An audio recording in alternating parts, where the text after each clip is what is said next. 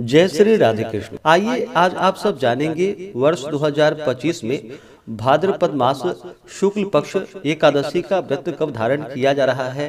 तो जानेंगे व्रत के शुभ मुहूर्त के बारे में, पूजन समय के बारे में, व्रत का पारण कब और किस चीज से किया जाएगा, और जानेंगे पूजन विधि के बारे में, इस दिन क्या करना चाहिए नहीं करना चाहिए। तो आइए जानते हैं इन सबों के बारे में। भाद्रपद मास शुक्ल पक्ष की एकादशी को इसे परिवर्तिनी एकादशी, पद्मा एकादशी, कर्मा धर्मा एकादशी, ढोल ग्यारस, वामन एकादशी आदि नामों से जाना जाता है। आप सभी भक्तों को परिवर्तिनी एकादशी व्रत की ढेर सारी शुभकामनाएं। आप सभी के जीवन में लक्ष्मी नारायण की कृपा से आप सभी को सभी प्रकार के सुख तथा समृद्धि की प्राप्ति हो। भाद्रपद मास शुक्ल पक्ष की एकादशी को भगवान विष्णु 4 महीनों के लिए योग निद्रा में जो जाते हैं, तो इस दिन भगवान करवट बदलते हैं, अपना अंग परिवर्तन करते हैं।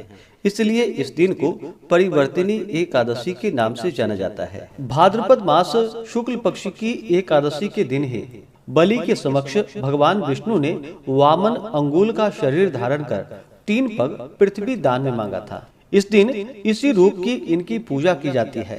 साथ ही भगवान विष्णु, माता लक्ष्मी और खास करके इस एकादशी के व्रत में त्रिलोकी नाथ भगवान की पूजा करने का एवं दान पुण्यों का कार्य करने का तथा रात्रि जागरण करने का विशेष महत्व माना गया है। इस व्रत के प्रभाव से व्यक्ति के सभी प्रकार के पाप और ताप नष्ट होते हैं।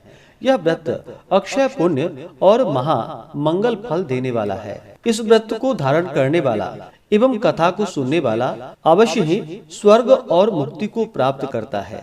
इस दिन व्रत करने वाले को चाहिए कि यदि संभव हो तो पूरा दिन पूजन आदि में ही व्यतीत करनी चाहिए, किसी के समक्ष न आवे। यदि कोई साधु संत दरवाजे पर आए तो उनको यथाशक्ति देनी चाहिए।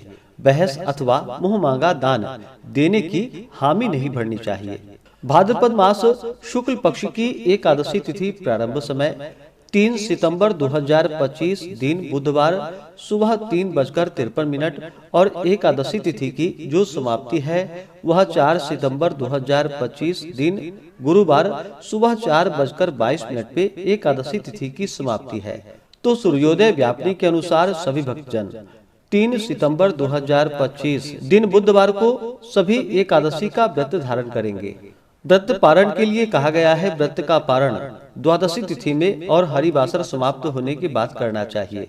तो द्वादशी तिथि प्रारंभ समय 4 सितंबर 2025 दिन गुरुवार सुबह 4:23 और द्वादशी तिथि की जो समाप्ति है वह 5 सितंबर 2025 दिन शुक्रवार सुबह 4:09 पे द्वादशी तिथि की समाप्ति है। तो हरिवासर समाप्त होने का समय 4 सितंबर को सुबह 9:40 पे हरिवासर की समाप्ति होगी। उसके बाद मध्याह्न का समय होगा।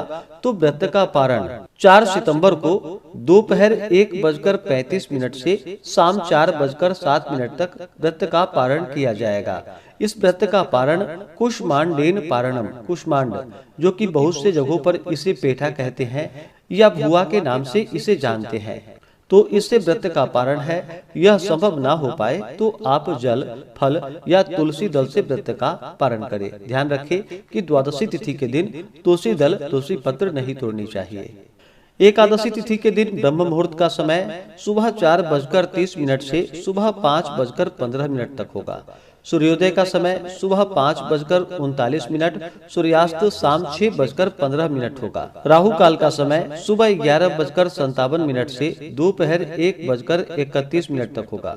राहु काल समय के दौरान कोई भी शुभ कार्य या नया कार्य नहीं करना चाहिए, इस बात का ध्यान रखें। प्रातः काल पूजा का शुभ मुहूर्त सुबह 4:52 से सुबह 6 बजे तक होगा। शाम को पूजा का शुभ मुहूर्त शाम 6:40 से शाम 7:48 तक होगा। एकादशी तिथि के दिन अमृत काल का समय शाम 6:05 से शाम 7:46 तक होगा। नक्षत्र जो कि पूर्वाषाढ़ा होगा रात्रि 11:08 तक, उसके बाद उत्तराषाढ़ा नक्षत्र होगा। योग आयुष्मान होगा शाम 4:17 तक, उसके बाद सौभाग्य योग होगा। एकादशी तिथि के दिन रवि योग भी बन रहा है, जो कि सुबह 6 बजे से लेकर के रात्रि 11:08 तक रवि योग रहेगा। इस दौरान पूजन आदि के कार्य करने का विशेष महत्व माना गया है। एकादशी व्रत धारण करने वालों को चाहिए कि दशमी तिथि के दिन सूर्यास्त होने से पहले ही शुद्ध और सात्विक आहार ग्रहण करें। दशमी तिथि के दिन हविष्यान्न भोजन करने के लिए कहा गया है। हविष्यान्न में जिसे कि जौ, गेहूं, गौघृत, काली मिर्च आदि का प्रयोग करके जो कि भोजन बनाए और इसे ही ग्रहण करनी चाहिए। इस दिन मांस, मदिरा, लहसुन, प्याज आदि का प्रयोग बिल्कुल भी नहीं करना चाहिए। सात्विक आहार ग्रहण करें। सूर्यास्त होने से पहले ही रात्रि ब्रह्मचर्य का पालन करते हुए भगवान विष्णु के नामों का स्मरण करते हुए सोएं और एकादशी की सुबह उठ करके नित्य क्रियाओं से निवृत्त होकर के स्नान आदि करके भगवान सूर्य नारायण को अर्घ्य प्रदान करे और व्रती को व्रत का संकल्प लेना चाहिए कि हे भगवान विष्णु, आज मैं भाद्रपद मास शुक्ल पक्ष की परिवर्तिनी एकादशी वामन एकादशी का व्रत धारण करने जा रहा हूँ या करने जा रही हूँ। इस प्रकार से भगवान से कहे, अपने नाम, गोत्र और स्थान का उच्चारण करते हुए भगवान से प्रार्थना करें कि यह व्रत मेरा निर्विघ्न पूरा हो, हमें पुण्य फलों की प्राप्ति हो। आपके मन में जो भी इच्छा हो, जो भी कामना हो, वह भगवान विष्णु से कहें। और इस दिन भगवान विष्णु, माता लक्ष्मी तथा भगवान वामन की और त्रिलोकी नाथ की पूजा करें। इस दिन भगवान का जल से अभिषेक करें, पंचामृत से अभिषेक करें, शुद्ध गंगा जल से अभिषेक करें, पीले वस्त्र चढ़ाएं, यज्ञोपवीत अर्पित करें, जल से आचमनी करवाएं। उसके बाद पीला पुष्प माला भगवान को अर्पित करें। कमल का पुष्प मिल सके तो कमल का पुष्प चढ़ाएं। भगवान को तुलसी दल अर्पित करें। फिर धूप और दीप दिखा करके अनेक प्रकार के दूध से बने हुए वस्तु या अभी के मौसम में ऋतु फल जो भी प्राप्त हो उसका भोग लगाए। खास करके इस दिन ककड़ी का भोग भगवान को अवश्य ही लगानी चाहिए। जहाँ पर भी ककड़ी अगर मिल रहा हो तो उसका भगवान को भोग लगाए और उसे प्रसाद के रूप में ग्रहण भी करनी चाहिए। इससे अनंत फलों की प्राप्ति होती है। और जब भी भगवान को भोग लगाते हैं तो तुलसी दल डाल करके ही भगवान को भोग लगानी चाहिए। नैवेद्य का भोग लगा करके जल से आचमनी करवाएं। मुख शुद्धि के लिए पान पत्र, सुपारी, लौंग, इलायची के साथ में अर्पित करें। द्रव्य दक्षिणा चढ़ाएं। इसके बाद कथा आदि का श्रवण करें।